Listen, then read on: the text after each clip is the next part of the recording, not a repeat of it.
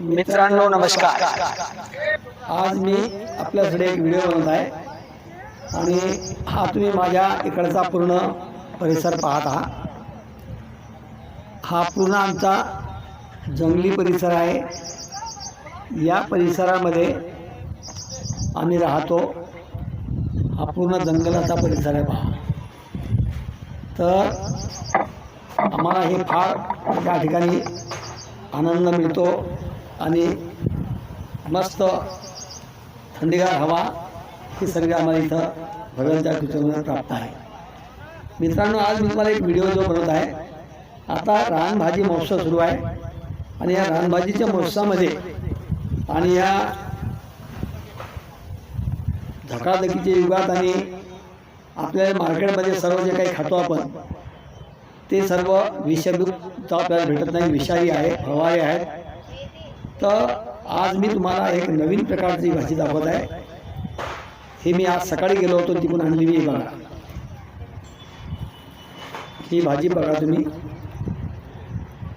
ह्या भाजीचं हे रानभाजी आहे आणि ही रानभाजी जवळपास या पर्जन्यकाळी म्हणजे आपला हा महिना लागला, पाणी पावसाळा लागला, या पावसाळ्यामध्ये ही भाजी तयार होते। जवळपास 3 ते 4 फूट त्यांचं झाड तयार होते आणि याची ओळख म्हणजे अशी आहे की याला पहिले पान पाहून घ्या। या पानावर अशा विशिष्ट प्रकारच्या रेषा असतात आणि मागून जर पाहिलं तर अशा पद्धतीचं असते पहा। आणि याची दांडी जर पाहिली तर या दांडीला धारा आहेत, चौकोन प्रमाणामध्ये लांब लांब धारा अशा दिसतील तुम्हाला। आणि याच्या मधून या दोन्ही पाण्याच्या मध्ये सुद्धा असं एक पाणी येते, काही ठिकाणी लाल, काही ठिकाणी हिरवी पोपटी आणि त्याच्यामधून हे शेंडे तयार होतात। तर या भाजीला आम्ही आमच्याकडे चिकना म्हणून म्हणतो। चिकना चांगल्या तरह ओळखून घ्या, चिकना म्हणून बोलतो। याला जूट सुद्धा म्हणतात आणि ही कलकत्ता साईड जे आहे त्या साईडला याचं जास्ती पीक घेतात। याचा दोर सुद्धा बनतो आणि याला बकऱ्यासुद्धा खातात। याची विशेषता, ही ओळखायची विशेषता अशी आहे की याला जर तुम्ही हे काळी काढली अशी याची जाळीमध्ये शिरली आणि याच्यामधला हा चिकट पदार्थ जो आहे, हा चिकट पदार्थ जर पाहिला तर हा असा पहा तुमचं बोट चिटकून जाईल, हे पहा। तर याच्यामध्ये लुब्रिकेंट कॅल्शियम आहे। कॅल्शियमपासून कमतरतेमुळे जे काही आजार आहेत ते आजार या भाजीने नष्ट होतील।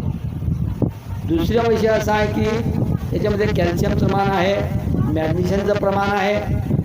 ह्या सगळ्या गोष्टी याच्यापासून मिळतील आणि विषमुक्त आहे, सगळ्यात म्हणजे विषमुक्त आहे, कारण हे जंगलात येणारी आहे।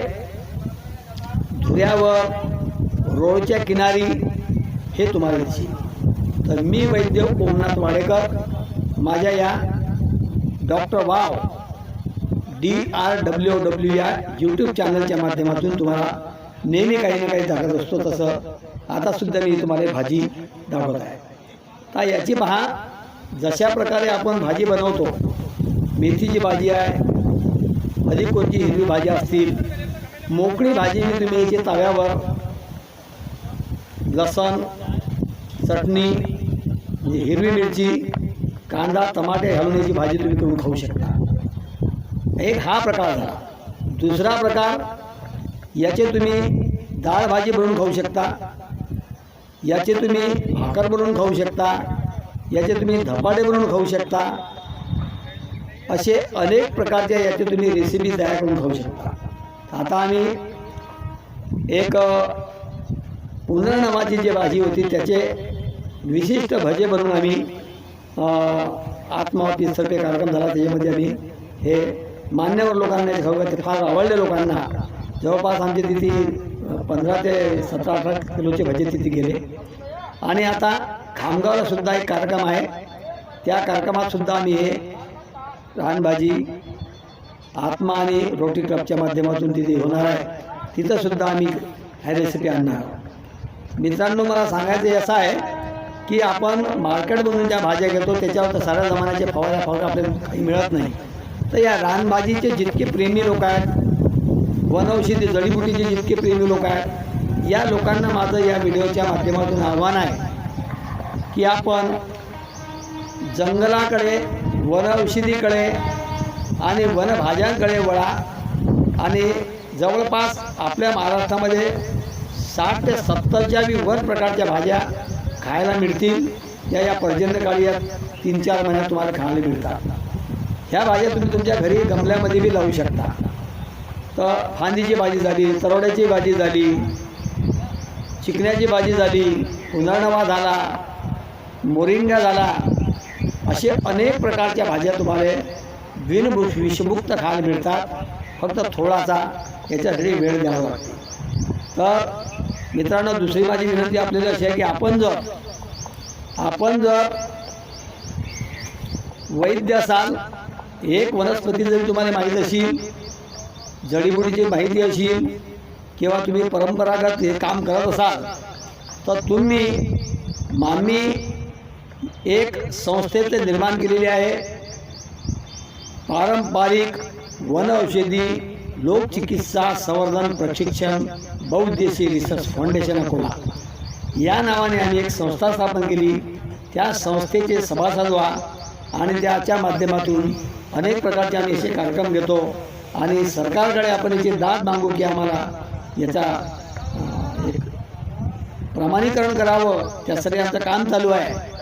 तर मी माझा जो खाली नंबर दिलेला आहे, या नंबरवर आपण माझ्यासोबत कॉन्टॅक्ट करून तुम्ही आपले नाव नोंद करू शकता आणि आमच्या संग सहभाग घेऊन वनस्पती आणि वनभाज्या याच्यावर अभ्यास करू शकून आपल्या पारंपरिक वैद्य आणि पारंपरिक रानभाज्याचं महत्त्व आपण लोकांना सांगू, एवढीच मी तुम्हाला विनंती करतो. आणि माझे चॅनलच्या माध्यमातून परत तुम्हाला मी धन्यवाद देतो. आणि जरूर तुम्ही माझ्या नंबरवर कॉन्टॅक्ट करा. ह्या बाजूला जो माझा दिसत आहे हे माझं कार्ड आहे, याच्यावर नंबर आहे आणि माझं काम आहे लेप लावून हड्डी जोडणं. आणि या असे वेगवेगळ्या गावामध्ये मी अशा प्रकारचे वैद्य निर्माण करण्याचे मी कार्य करत आहोत. तर चला पुन्हा भेटूया दुसऱ्या व्हिडिओमध्ये. धन्यवाद.